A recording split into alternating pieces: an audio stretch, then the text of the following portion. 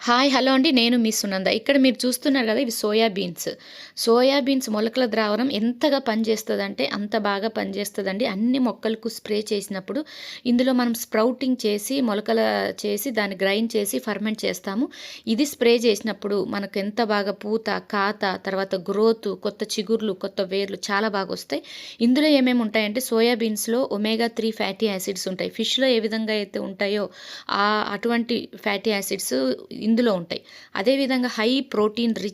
So, proteins అన్నీ మనకు sprouting స్టేజ్‌లో అన్నీ గూడా బ్రేక్ డౌన్ అయిపోయి అమైన్స్‌గా మారతాయి కాబట్టి పచ్చదనంగా ఉంచడానికి బాగా యూజ్ అయితది.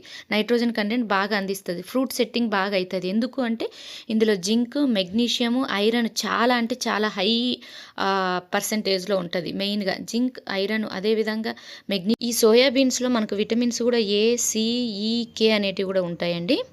తర్వాత ఇక్కడ చూడండి మీరు.